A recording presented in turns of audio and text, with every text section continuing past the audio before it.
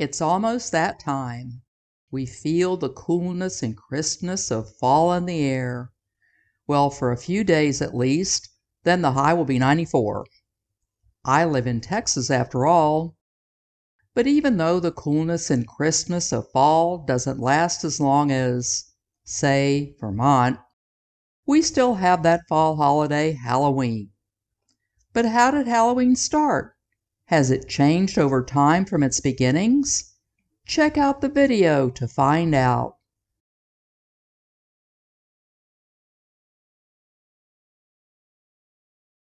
Halloween has its roots in an ancient Celtic festival of Samhain, not pronounced the way it looks.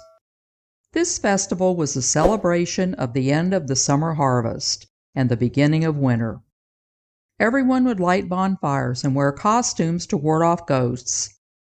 In the 8th century, Pope Gregory III designated November the 1st as a day to honor saints.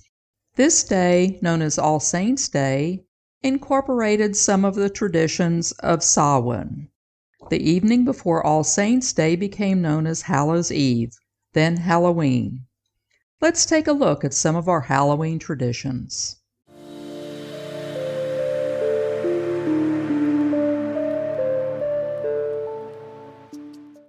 I don't carve pumpkins. My sister carves pumpkins. However, being devoid of artistic talent in this area doesn't mean that I'm not interested in where this tradition started.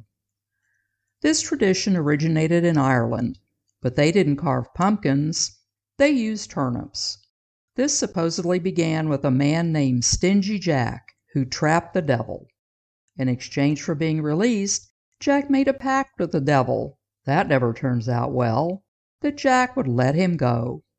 But in exchange, Jack would never go to hell. When Jack died, heaven didn't want him either. I guess Jack forgot to have that base covered.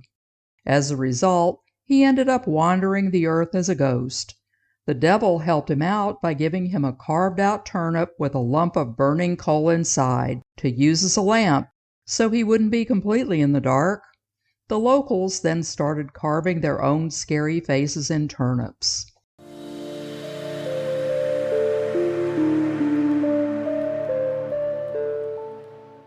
Celtic people believed that during the festival of the Samhain, spirits walk the earth. All Souls' Day was introduced by Christian missionaries on November the 2nd, where the living come into contact with the dead.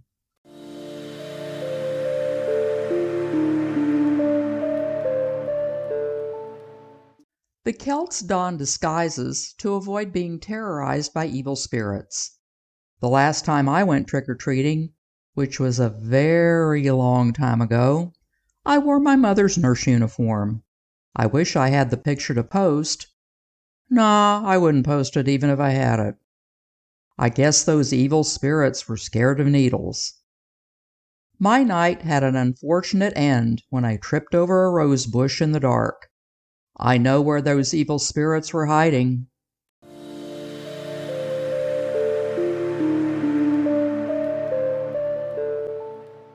There are a few theories on where trick-or-treating came from. One has to do with the Samhain festival. During the festival, people would leave food out, appeasing the spirits. Over time, people would dress up in order to get food. In America, it seems to stem from a German-American Christmas tradition where kids would dress in costumes to see if their neighbors could recognize them. The kids were given treats if their costumes were good enough to make them unrecognizable.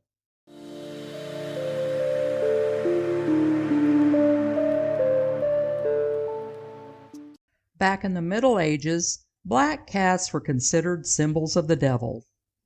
Also, accused witches were found to have black cats.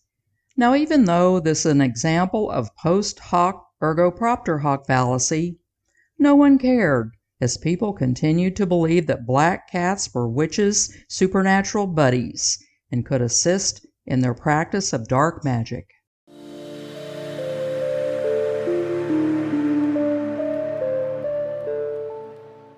As part of the Samhain festival celebration, the Celts lit bonfires which attracted insects, which then attracted bats. It didn't take long before bats were spotted at all the festivals. In medieval times, bats were connected with death.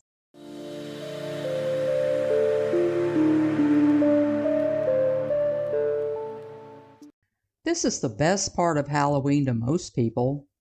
However, until the middle of the 20th century, the treats gotten weren't necessarily candy. They were most likely things like fruit, nuts, coins, and toys. Then, trick-or-treating exploded in popularity in the 1950s. Not to miss a retail opportunity, the candy companies started to market small candy that was individually wrapped.